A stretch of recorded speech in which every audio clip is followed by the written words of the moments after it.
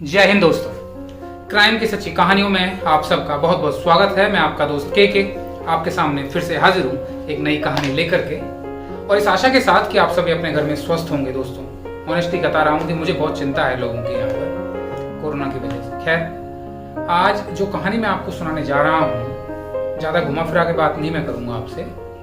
बात है दरअसल सीधी सीधी बात मैं बता दूँ। आज जिस शख्स के बारे में मैं आपसे बात करने जा रहा हूं वो थे भारत के दूसरे प्रधानमंत्री लाल बहादुर शास्त्री जी। जी हाँ, लाल बहादुर शास्त्री जी के बारे में इससे पहले मैं आपको बताना शुरू करूं, सबसे पहले पर्सनली मैं अपना बताऊं, मैं उन्हें तहे दिल से मानता था, मानता हूं और मानता ही रहूंगा पूरी उम्र भर। उनके जैसा इंसान मैंने जीवन में कभी नहीं देखा। पूरी सादगी से भरपूर, बहुत ही सादा रहने वाले, सादा बोलने वाले, सादा खाने वाले, और सादा ही तरीके से अपना जीवन उन्होंने पूरी तरह जिया। धोती कुर्ता का वही पहनावा। लेकिन आखिरकार क्या हुआ था लाल बहादुर शास्त्री को? किन परिस्थितियों में उनकी मौत हुई थी? क्या उनकी मौत कोई साजिश थी? क्या वो नेचुरल उनकी मौत हुई थी? अगर वो साजिश थी तो उसके पीछे कौन लोग थे? अगर वो नेचुरल मौत थी तो उनकी मौत हुई कैसे? इस पूरे एपिसोड में आज मैं आपको बताऊंगा कि लाल बहादुर शास्त्री जी के जीवन में आखिरकार अंतिम दिनों में हुआ क्या था। बहुत से लोग जिनको मैं जानता हूं आज भी इतना जानते हैं केवल कि लाल बहादुर शास्त्री जी की ताशकंद के समझौते में हवाई यात्रा के दौरान उनकी मौत हो गई थी, लेकिन वास्तव में ऐसा नहीं हुआ था दोस्तों। इसलिए मैंने सोचा कि क्यों ना मैं एक कहानी बनाऊं श्री लाल बहादुर शास्त्री जी के ऊपर, जिससे मैं चाहता हूं कि मेरे साथियों को और लोगों को, जो चेन है मेरे दोस्तों की, वहां तक ये बात पहुंचे कि असल में लाल बहादुर शास्त्री जी के साथ हुआ क्या था। बहुत अच्छी उनकी इमेज थी, कांग्रेस के बड़े ही दमदार और पावरफुल जो नेता होते हैं उनमें से एक थे, बेहद ईमानदार। तो प्रधानमंत्री, जो प्रथम प्रधानमंत्री थे जवाहरलाल नेहरू जी, उनके बाद जो दूसरे प्रधानमंत्री बनते हैं हमारे, वो बनते हैं लाल बहादुर शास्त्री। लाल बहादुर शास्त्री जी की एक खास बात ये भी थी दोस्तों कि जितने वो नम्र और सरल दिखते थे और सादा दिखते थे, मुसीबत के समय में और कठिन परिस्थितियों में उतना ही कठोर उनके डिसीजंस होते थे। जी हाँ, ये बात सुनने में शायद आपको अचरज लगे, बट वास्तव में दोस्तों वो जितने नर्म अंदर से थे उतने ही सख्त अपने डिसीजंस में थे। उसका ही वो उदाहरण था। चलिए मैं आपको बताता हूं। 1965 का युद्ध होता है। युद्ध के बारे में मैं आपको बताऊं, पाकिस्तान ने अचानक से हिंदुस्तान पे आक्रमण कर दिया। जब आक्रमण किया तो हमारे पास दो सिचुएशन थी, या तो हम बैकफुट पे जाएं या हम फ्रंट फुट पे आएं। तो लाल बहादुर शास्त्री जी ने कठिन शब्दों में सीधा कह दिया था भारतीय सेना को कि आप कूच करिए और पाकिस्तान को मुंह तोड़ जवाब दीजिए। और उसी चीज का वो नतीजा था दोस्तों। आप मेरी बात का विश्वास करिएगा, भारतीय सेना पाकिस्तान के इतने नजदीक पहुंच गई थी कि कहते हैं कि लाहौर कुछ ही किलोमीटर रह गया था, हम वहां तक जाने वाले थे। लेकिन इसी बीच अमेरिका ने और संयुक्त राष्ट्र ने इस पर आपत्ति जताई। वो चाहते थे कि किसी भी हालात में ये युद्ध खत्म होना चाहिए। दोस्तों, बात दरअसल ये भी थी कि एक्चुअली अमेरिका शुरू से ही पाकिस्तान के साथ रहा है, और भारत लाल बहादुर शास्त्री जी के समय में न्यूक्लियर जो बॉम्ब होते हैं उनका परीक्षण करने की तैयारी पर था। तो ये चीज भी अमेरिका को बिल्कुल पसंद नहीं थी। किसी भी हालात में वो नहीं चाहता था कि उससे ताकतवर कोई देश बने। और दूसरी बात ये थी कि क्योंकि हमने पाकिस्तान को उसी की जमीन पर चित कर दिया था, बिल्कुल हरा ही दिया था एक तरह से।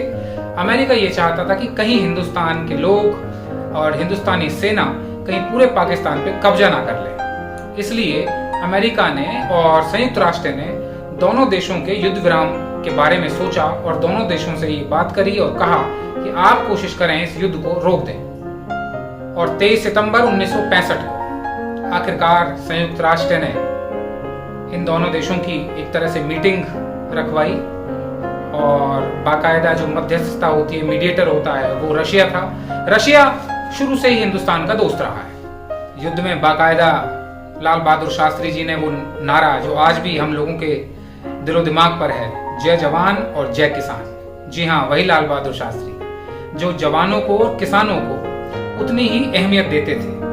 और आखिरकार दोनों देशों का युद्ध रुक जाता है, दोनों आपस में समझौते के लिए तैयार होते हैं। उस समय पाकिस्तान के जो राष्ट्रपति थे उनका नाम था जनरल अयूब खान, और भारत की तरफ से प्रधानमंत्री हमारे लाल बहादुर शास्त्री थे। और जो ये समझौता होना था एक्चुअली दोस्तों, ये एक देश है उज्बेकिस्तान, भारत के अफगानिस्तान के पास है उज्बेकिस्तान। उज्बेकिस्तान की राजधानी है ताकशंद। तो ताकशंद में ये समझौता होना था। वहां पर जो पाकिस्तान के राष्ट्रपति जनरल अयूब खान वो भी पहुंचे हुए थे, भारत के प्रधानमंत्री श्री लाल बहादुर शास्त्री जी भी पहुंचे हुए थे, साथ साथ प्रधानमंत्री रशिया के वो भी पहुंचे हुए थे। ये जो मीटिंग थी ये युद्ध की विराम होने के लगभग 4 महीने बाद थी, जब ये ताकशंद में गए थे। तो 10 जनवरी 1966 को शाम को 4 बजे के आसपास दोनों देश एक समझौते पर हस्ताक्षर करते हैं, जिसे शांति समझौता कहा गया। उस समय रूस के जो प्रधानमंत्री थे वो भी वहीं थे, उनके समक्ष वो सिग्नेचर किए। सिग्नेचर करते समय लाल बहादुर शास्त्री जी के मन में एक दबाव जरूर था दोस्तों। उस समय उनके मन में ये सवाल था कि कहीं मेरे देशवासी मेरे इस फैसले से खुश होंगे या नहीं, क्योंकि एक तरफ तो भारत की तरफ से मजबूती ज्यादा थी, हम लोग उनके ऊपर चढ़े हुए थे पाकिस्तान के ऊपर, और फिर ये शांति समझौता। तो उनको ऐसा लग रहा था कि हिंदुस्तानी लोग, उनके जो आवाम है, हमारी जो जनता है, क्या उसको मेरा डिसीजन ठीक लगेगा। लेकिन उन्होंने इस बात को भी दरकिनार रखा और शांति स्थापित करने के लिए ये सोचते हुए भी उन्होंने उस शांति समझौते पर हस्ताक्षर करने की ठानी थी। और साथ साथ मैं ये भी बता दूं कि जिस दिन हस्ताक्षर करने थे उससे कुछ देर पहले उन्होंने अपने घर कॉल की थी, उनकी बेटी ने फोन उठाया था। और जब उनकी बेटी को ये बात पता लगी तो उनकी बेटी भी भड़क जाती है उस समय और बोलती है कि पापा नहीं, एक तरफ तो हमारी मजबूत स्थिति है और आप घुटने टेक रहे हो, आप वहां कह रहे हो कि भाई हमें शांति समझौता करना है। तो वो उनसे बेटी से कहते हैं कि बेटा अपनी मम्मा से मेरी बात कराओ। तो उनकी बेटी अपनी मम्मा से लाल बहादुर शास्त्री की बात नहीं कराती, इतने गुस्से में थी। तब भी लाल बहादुर शास्त्री को लग रहा था कि जब मेरे घर के लोग ही इतने नाराज हैं तो देश के लोग कितने नाराज होंगे। और चूंकि कहते हैं शांति में सबसे ज्यादा ताकत होती है, तो उन्होंने भी उसी का परिचय दिया और उस शांति समझौते पर हस्ताक्षर किए। आखिरकार देश हित में समझौता हो जाता है और शाम को एक छोटी सी दावत देते हैं रूसी प्रधानमंत्री जो थे, रशियन प्राइम मिनिस्टर। उसमें दोनों देश के प्रधानमंत्री और जो और लोग थे साथ के, कई सारे लोग जाते हैं प्रधानमंत्रियों के साथ, दावत में शरीक होते हैं, अच्छे से सब बातें करते हैं, मिलते हैं, चाय पानी होता है, बहुत अच्छे से समय जाता है। और ताकशंद में ही एक विला था पास में, वहां पर लाल बहादुर शास्त्री जी के ठहरने का पूरा प्रबंध था। तो फंक्शन जब पूरा हो जाता है, वहां पर लगभग 8 बज जाते हैं शाम के, तो लाल बहादुर शास्त्री जी अपने विला पर वापस आते हैं, क्योंकि अगले दिन उन्हें काबुल जाना था। काबुल में उनके कुछ अफगान नेताओं से कुछ बातचीत होनी थी, इसलिए वो चाहते थे जल्दी वहां पहुंचना था, तो जल्दी सोना था। तो 8 बजे करीब वो अपने कमरे में पहुंचते हैं। तो यहाँ से वो कहानी शुरू होती है दोस्तों। उनका जो कमरा था काफी बड़ा था, कमरे में जो डाइनिंग रूम था वो भी काफी बड़ा था। लेकिन कमाल की बात उस कमरे की ये थी, ये सोचने वाली बात है दोस्तों, कोई आम आदमी नहीं, देश का प्रधानमंत्री, भाव उस समय का करंट प्रधानमंत्री जो बहुत शक्तिशाली था, वो जब अपने कमरे में पहुंचते हैं तो कमरे में ना तो कोई इंटरकॉम था, ऐसा कोई फोन का सिस्टम ही नहीं था कि, और ना ही कोई बेल थी कि आप बेल देकर के किसी को बुला लें। ये 2 चीजें उस रूम में थी नहीं। इसके साथ साथ लाल बहादुर शास्त्री जी का एक रसोईया था, एक नौकर था, वो हमेशा उनके साथ रहता था, सरकारी नौकर मिला था, उसका नाम था रामनाथ। तो रामनाथ खाना भी पकाता था जहां जगह शास्त्री जी जाते थे। लेकिन उस रात को ये भी सोचने वाली एक बात थी दोस्तों, वहां पर ताकशंद में जो इंडियन एम्बेसडर थे उनका नाम था टी.एन. कॉल। तो उस रात को उनका जो रसोईया था रामनाथ, उसने खाना नहीं बनाया, बल्कि टी.एन. कॉल जो साहब थे एम्बेसडर, उन्होंने कहा था कि खाना मेरे घर से आपके लिए आएगा। उनका उनका भी वहीं था क्वार्टर। तो उनका एक रसोइया था जान मोहम्मद। तो जान मोहम्मद जो रसोइया था वो टीएन कौल साहब के घर से खाना बना करके, पालक की सब्जी, कुछ चपातियां इस तरह से था, उसको लेकर के उस दिन उस रात को खाने में लाल बहादुर शास्त्री जी को देता है। हालांकि हमेशा जो नौकर था रामनाथ वो खाना बनाता था, लेकिन उस दिन टीएन कौल साहब के घर से खाना आता है। तो खाना वाना खा के वो थोड़े बहुत टहले भी, और रात को लगभग 11:30 के आसपास उन्होंने दूध पिया। उनके कमरे के पास में ही जो लोग प्रधानमंत्री के साथ जाते हैं उनमें एक तो प्रेस के सेक्रेटरी थे, वो बहुत फेमस रहे हैं, उनका नाम था कुलदीप नैयर, और एक उनके साथ थे उनके पर्सनल सेक्रेटरी, उनका नाम था जगन्नाथ साहब। लेकिन इन दोनों का जो कमरा था प्रधानमंत्री जी के कमरे से काफी दूर था। वो चीजें हैरान भी कर देने वाली थे। भाई, देश के प्रधानमंत्री जी वहां पहुंचे तो उनके लिए तो खास तौर से विशेष प्रबंध होना चाहिए था। और बेसिक चीजें, ये तो बेसिक चीजें, आप कहीं ठहर रहे हो तो आपके पास कोई बेल, घंटी या कोई फोन की ऐसी कोई सुविधा तो हो जिससे आप वहीं बैठे बैठे बुला लें। प्रधानमंत्री थोड़ा ही जाएगा किसी को बुलाने वहां पर, लेकिन ऐसा था नहीं, सो जाते हैं।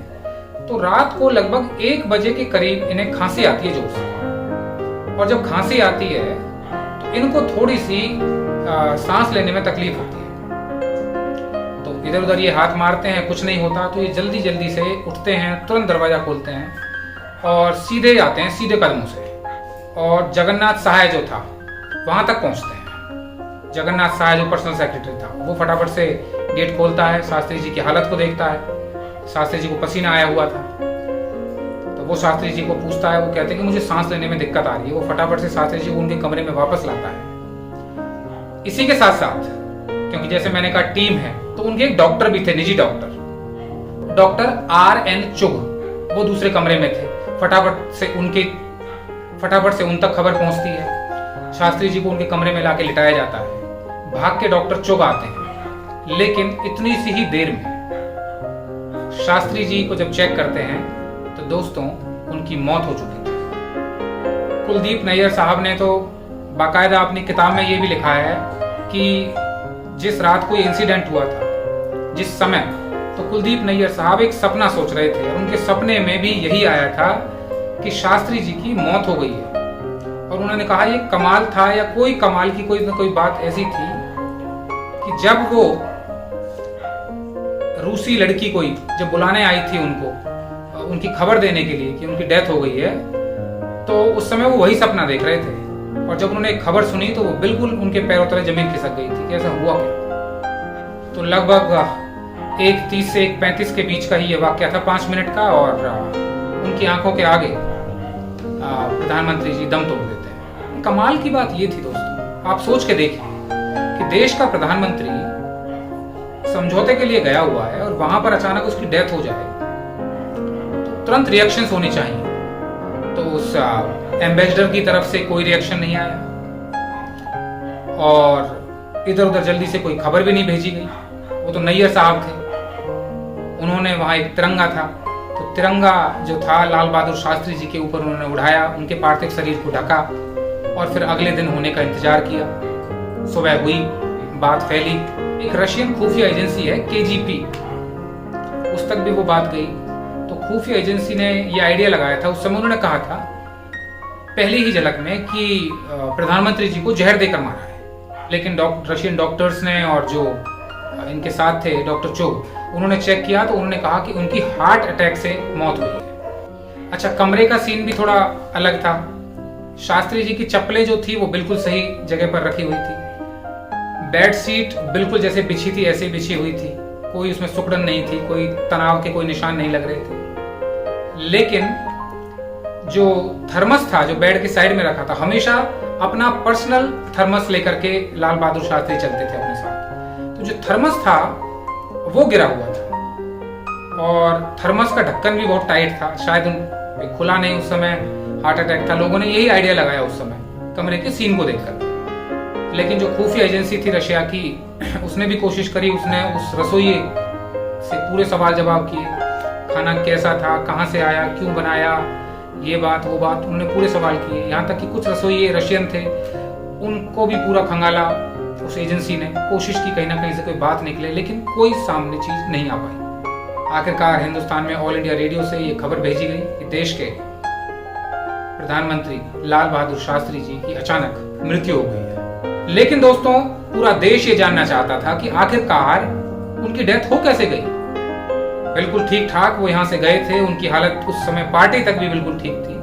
अचानक से कोई समझौते के लिए जाए और इस तरह रहस्यमय परिस्थिति में मौत हो जाए, ये लोगों को ये बात पच नहीं रही थी। बाकायदा अयूब खान जो थे उन्होंने भी उनकी अर्थी को कंधा दिया था, लेकिन सवाल तमाम उठे कि ऐसा हो कैसे गया। उसका कुछ कारण भी था दोस्तों। एक तो ये था कि शास्त्री जी की जो बॉडी थी वो पैरों के नीचे नीचे तक तो वो नॉर्मल था शरीर उनका, लेकिन ऊपर ऊपर का जो ये शरीर था ये उनका नीला पड़ा हुआ था। तो इसी को देख करके उस रशियन जो एजेंसी थी, खुफिया एजेंसी, उसने ये कयास लगाए थे कि इनकी जहर देकर मौत हुई है। तुरंत कार्यवाहक प्रधानमंत्री के रूप में गुलजारीलाल नंदा जी को उस समय कुछ समय के लिए प्रधानमंत्री बनाया गया। आखिरकार उनकी बॉडी पहुंचती है हिंदुस्तान में। तो हिंदुस्तान में जब बॉडी पहुंची तो सबसे पहले उनकी जो वाइफ थी ललिता शास्त्री सबसे पहले जब उनकी बॉडी को देखती हैं तो उनका सीधा सीधा यही बात होती है कि मेरे पति को जहर देकर मारा है। उनके जो बेटे थे अनिल और सुनील शास्त्री, उन्होंने भी वो बॉडी नीली देखी थी। ये बात उन्होंने खुद बड़े होकर जब इंटरव्यू दिया तो वो खुद बताया है कि पिताजी की जो बॉडी थी वो नॉर्मल नहीं थी। उनकी वाइफ ने उनके माथे पर एक सफेद रंग का निशान देखा, कुछ निशान उनकी बॉडी पर भी थे।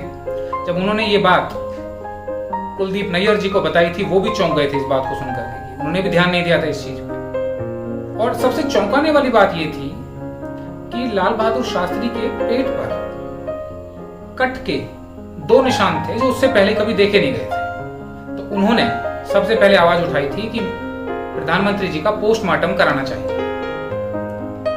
लेकिन दोस्तों, ये चीज मेरी भी समझ से बाहर है और आपकी भी समझ से बाहर होगी कि देश का शक्तिशाली प्रधानमंत्री रहस्यमय परिस्थितियों में मर जाता है, उनकी डेथ हो जाती है, और मरे हुए आदमी को जांचने का केवल एक ही साधन है, वो है पोस्टमार्टम। पोस्टमार्टम से दोस्तों ऐसे ऐसे क्राइम्स की गुत्थी सुलझ जाती है जो बहुत ज्यादा कॉम्प्लेक्स होते हैं। ये बेसिक चीज होती है, मतलब किसी भी आदमी की डेथ हो जाए तो पोस्टमार्टम से क्लियर हो जाता है ये चीज, तो वो मरा कैसे है। लेकिन देश के पीएम का पोस्टमार्टम नहीं हुआ दोस्तों। दूसरी कमाल की बात, पोस्टमार्टम तो अब आप लगा लीजिए, श्रीदेवी की डेथ हुई तो श्रीदेवी की डेथ में तो डॉक्टर्स ने शुरू में, आपको मैंने बोला था, मैंने कहानी भी सुनाई है, उन्होंने हार्ट अटैक ही बोला था। लेकिन जब पोस्टमार्टम हुआ वहीं पर सऊदी अरब में, तब उनकी डूबने के कारण मौत हुई थी दोस्तों। तो डॉक्टर मुंह जबानी थोड़ी कह सकता है अंदर आदमी के क्या है, ऊपर से बॉडी नीली है। तो ये चीजें तो दोस्तों शक तो बनाती हैं आखिरकार कि मौत उनकी नेचुरल तो लगती नहीं थी, मुझे भी नहीं लगती बिल्कुल। लेकिन उनका पोस्टमार्टम हुआ ही नहीं। आखिरकार उनका अंतिम संस्कार कर दिया गया। उस समय कुछ बातें ये भी लोगों ने कयास लगाई कि उस समय जो प्रधानमंत्री बनी इंदिरा गांधी, तो कहते हैं कि इंदिरा गांधी उस समय जब उनकी टीम थी उसमें बहुत ज्यादा शक्तिशाली नहीं थी। बाद में तो इंदिरा गांधी जैसा कोई लीडर ही नहीं हुआ, सर्वश्रेष्ठ लीडरों में से एक इंडिया की, लेकिन उस समय उनका कद इतना ऊंचा नहीं था। उनसे ज्यादा प्रभावशाली जो नेता थे कांग्रेस के उस समय, वो थे मोरारजी देसाई का ही सब सोचते थे कि उनके बाद अब उनका ही प्रधानमंत्री बनना तय है। लेकिन इंदिरा गांधी को बनाया गया, जो भी कारण रहे हों, हो सकता है कि इसलिए कि खुद कांग्रेस नहीं चाहती हो कि भाई कि बहुत ज्यादा शक्तिशाली लीडर हमें नहीं चाहिए, और आखिरकार इंदिरा गांधी को बनाया गया देश का प्रधानमंत्री। मोरारजी देसाई को उस समय नहीं बनाया गया। ये पोस्टमार्टम नहीं हुआ, देश के प्रधानमंत्री जी की अचानक से मौत हो जाती है, तो देखो शक तो होना निश्चित ही है, चाहे आप हैं या मैं हूं या कोई और है, शक तो होता ही है। आम आदमी मर जाए उस पर शक हो जाता है दोस्तों। ये तो देश के प्रधानमंत्री की बात थी। बहुत से लोगों ने, जैसे मैंने कहा, जितने में उतनी बातें, बहुतों ने कहा कि इंदिरा गांधी खुद नहीं चाहती थी उनकी जांच हो, इसलिए जब वो प्रभावशाली प्रधानमंत्री बनी बाद में, उन्होंने कभी इस चीज की कोशिश नहीं की उनकी कोई इस चीज की गुत्थी सुलझाई जाए। लेकिन बाद में बहुत से लोग वो भी थे जिन्होंने कहा कि ये गलत है, ऐसा हो नहीं सकता। इंदिरा गांधी ऐसा कर ही नहीं सकती, क्योंकि जो प्रथम प्रधानमंत्री थे जवाहरलाल नेहरू जी, उनके लाल बहादुर शास्त्री जी के साथ बहुत अच्छे संबंध थे। लाल बहादुर शास्त्री जी उन्हें अपना बिल्कुल अपना बड़ा भाई मानते थे। और ये भी कहा कि इंदिरा गांधी ऐसा बिल्कुल नहीं कर सकती है। दूसरा शक जो आया था वो आया था अमेरिका की जो खुफिया एजेंसी है CIA, उसके बारे में भी बात आई थी। क्योंकि जैसे मैंने कहा, अमेरिका हमेशा से पसंद नहीं करता कि हिंदुस्तान पाकिस्तान के ऊपर भारी पड़े या इसको हरा दे। दूसरा मैंने कहा, जो हम परमाणु हथियारों की जो हम कोशिश कर रहे थे उस समय परीक्षण करने की, CIA बिल्कुल नाराज था। तो ये भी शक आया कि CIA ने ही उनकी हत्या करवाई थी। और ये बात दरअसल चर्चा में भी आई थी, क्योंकि CIA के एक पूर्व डायरेक्टर थे, उनका नाम था रॉबर्ट क्राउडले। रॉबर्ट क्राउडले ने एक बार एक निजी पत्रकार को अपना इंटरव्यू दिया था, इस शर्त के साथ, इस इंटरव्यू में जो भी वो कुछ बताएंगे वो उनकी मौत के बाद ही प्रकाशित होना चाहिए, पहले नहीं। हालांकि ऐसा ही हुआ था, उनकी मौत के बाद उनका वो इंटरव्यू दिखाया गया था और उस इंटरव्यू में उन्होंने 2 बातें कही थी। और उन्होंने अपनी बातों में कहा था कि लाल बहादुर शास्त्री जी को जहर देकर के मरवाया था CIA ने। और साथ साथ दूसरी बात भी उन्होंने ये बताई थी कि जो होमी बाबा जहांगीर थे, उनकी भी विमान दुर्घटना में मौत नहीं हुई थी, उनकी भी हत्या करवाई गई थी। होमी बाबा जहांगीर के बारे में भी किसी दिन मैं आपको कहानी सुनाऊंगा, उनकी डेथ कैसे हुई थी। लेकिन मैंने कहा, लोगों ने उसको भी नकारा। उन्होंने बोला कि नहीं, वो तो एक विमान दुर्घटना थी, उसमें तो कोई ऐसी कोई बात थी नहीं। और लाल बहादुर शास्त्री जी का भी कहा गया था हार्ट अटैक से उनकी मौत हुई है। एक शक ये भी हुआ था कि जो वो रसोइया था, जान मोहम्मद रसोइया तो था, लेकिन बाद में जब लाल बहादुर शास्त्री जी की मौत हो गई तो उसे प्रमोट करके राष्ट्रपति भवन में बाकायदा एम्प्लॉई तैनात किया गया था उसे। ये बात भी समझने वाली थी कि भाई एक तो रसोइया था, मृत्यु के बाद अचानक ऐसी क्या बात हो गई कि उसको इतनी जल्दी प्रमोशन मिल गई। उसी ने वो रात को खाना दिया था, आपको मैंने बताया था। ये भी शक बनाती है बात। एक जो वो डॉक्टर थे RN चुग, जिन्होंने कहा था उस समय सबसे पहले पहुंचे थे कि इनकी डेथ ऐसे हुई है, शायद या तो वो कुछ जानते थे, क्योंकि उनकी मौत के लगभग 8-10 साल बाद RN चुग, उनकी बीवी और उनके 2 बेटे, बच्ची उनकी घर पे ही थी, उनकी एक ट्रक दुर्घटना में चारों की मौत हो गई थी। इतने जोर से एक्सीडेंट हुआ था वो। अब वो एक्सीडेंट हुआ था, करवाया था, ये कोई जानते थे वो कोई बात, तो वो उनकी मौत के साथ ही दब गई। वहां भी एक शक आता है। एक बात ये भी थी कि मौत के बाद उनकी जो भी पर्सनल बिलोंगिंग्स थी, चीजें थी, वो सारी वहां से ला करके वो उनके घर पे दे दी गई थी उनकी वाइफ को। लेकिन एक चीज जो उनको सर्वश्रेष्ठ प्रिय थी, जिसके बगैर वो कभी चलते ही नहीं थे दोस्तों, वो थर्मस, जो मैंने बताया था, जो उनके कमरे में रहता था साइड में, उस थर्मस के बारे में पता ही नहीं चला वो कहां गया। आज तक भी उस थर्मस का रहस्य है कि कमरे के उस रात के बाद वो थर्मस कहां गायब हो गया। अब उस थर्मस के अंदर जहर था, क्या था, ये वही शक वाली बात। वो थर्मस ही वहां क्यों नहीं था, वो क्यों नहीं दिया गया। एक ये भी शक था कि भाई कोई छोटा मोटा आदमी की डेथ हो जाए तो पुलिस उस तक भी पता लगा लेती है दोस्तों। इतने सारे क्राइम केसेस मैंने आपको बताए हैं। लेकिन देश का प्रधानमंत्री अचानक रहस्यमय परिस्थितियों में मर जाता है और वहां की जांच एजेंसीज और भारत की जांच एजेंसीज उस समय कोई प्रतिक्रिया ही नहीं करती, कोई जांच ही नहीं हुई किसी प्रकार की। आप सोच के देख लीजिए। और जैसे मैंने कहा, पोस्टमार्टम क्यों नहीं उनका होने दिया। भाई पोस्टमार्टम तो एक ऐसी बेहद अच्छी चीज है, मरने के बाद तुरंत पता लगा लेती है इंसान मरा कैसे। और भी गहराई से जांचना है तो विसरा रिपोर्ट चेक करवा लो, ये तक पता लग जाएगा कि जहर कौन सा था, जो मैंने अभी आपको एक कहानी में बताया था। प्रधानमंत्री जी का कोई पोस्टमार्टम ही नहीं हुआ, वाइफ उनकी कहती रह गई, तो लगता तो है ये किसी ना किसी की साजिश थी, कोई ना कोई चाल जरूर थी। मेडिकल रिपोर्ट के नाम पर केवल एक कागज आया था उनका, वो डॉक्टर की रिपोर्ट थी, उसमें लिखा होता सीधा सीधा हार्ट अटैक से उनकी मौत हुई है। अब आप लगा लीजिए भाई, बाकायदा होठ उनके नीले हुए पड़े थे, बॉडी उनकी नीली हो गई थी ऊपर से, तो ये मुझे तो लगता है पूरी तरह से जहर दिया था। लेकिन आज तक इस चीज की कोई जांच ही नहीं हो पाई, तो मेरे कहने से और आपके कहने से क्या हो पाएगा। उसके लिए भी लोगों ने कह दिया ऐसे ही कि भाई शरीर पे ना एक एम्बामिंग होती है, लेप कहते हैं जिसे, जब बॉडी को दूसरे देश से कहीं लाते हैं तो कहीं खराब ना हो जाए, रास्ते में बदबू ना बन जाए। श्रीदेवी के ऊपर भी हुई थी वो लेप जो हुआ था, तो उस लेप के कारण बॉडी नीली पड़ जाती है, ऐसा भी लोगों ने फिर कहा उस समय उस चीज को। पर कमाल की बात ये रही कि पोस्टमार्टम नहीं होने दिया। अब रशिया में भी नहीं हुआ, रशिया भी कर सकता था, रशिया ने मेजबानी की थी, उनके प्रधानमंत्री बिचौलिया थे, उन्होंने कुछ प्रतिक्रिया नहीं की। उन्होंने क्यों नहीं कहा कि इनकी मौत का कोई ना कोई राज यहाँ खुलेगा, उसका पोस्टमार्टम, उस समय था नहीं, पोस्टमार्टम था उस समय, लेकिन कराया नहीं गया। तो ये आज भी एक रहस्य है दोस्तों कि लाल बहादुर शास्त्री जी की मौत आखिरकार हुई कैसे थी। क्योंकि कहना बड़ा आसान होता है डॉक्टर्स को पहली नजर में। श्रीदेवी के लिए 1 मिनट में कह दिया था कि भाई हार्ट अटैक से उनकी मौत हो गई है। अरे चेहरे से या डेड बॉडी थोड़ी उठ के बता रही है हम लोगों की भाई मैं ऐसे मरी। नहीं दोस्तों, पोस्टमार्टम के बगैर ये पता ही नहीं चल सकता। मैं बार बार पोस्टमार्टम इसलिए कह रहा हूं क्योंकि डेड बॉडी का एकमात्र उपाय ही पोस्टमार्टम है। कोई ऐसे वैद्य नहीं बैठे हो, पोस्टमार्टम में कुछ नहीं होता, बस पता लगा लेते हैं डॉक्टर। बेसिक चीज होती है और उसको करवा लो तो पता लग जाता है। मान लो पोस्टमार्टम में पता लग जाता जहर है, जहर है, फिर तो खुली गई थी बात, फिर तो पता लगता ही किसने दिया है, उनको पकड़ा जाता, उनमें मार लगती। अच्छे से जब बताते वो लोग वहां, अब खत्म ही कर दी वो बात, जहर की बात ही नहीं आने दी। मुझे तो पूरा शक है भाई खाना और दूध, रात को वही तो लिया था उन्होंने। उससे पहले पार्टी में खाया पिया था, बहुत से लोग शरीक हुए थे, जब तो कुछ हुआ नहीं। रात को जब खाना खा लिया, दूध पिया, हो सकता है दूध में जहर हो, ये मुझे शक लगता है। खाने में होता तो पहले उनको दिक्कत होती, दूध में मुझे लगता है उनके साथ कुछ ना कुछ किया गया था। वो सोची समझी मुझे साजिश लगती है। वो थर्मस का ढक्कन भी टाइट किया गया था कि कहीं ये कुछ खोल ना ले, उसे पी ना ले। और इस तरह से दोस्तों हमने एक भगवान स्वरूप, मैं कहूं ऐसा नेता हमने खो दिया। और बड़े दुख के साथ मुझे कहना पड़ रहा है, काश अगर ऐसा नहीं होता तो शायद आज कहानी कुछ और होती। भारत की दशा और दिशा ये दोनों कहीं ना कहीं किसी और डायरेक्शन में होती।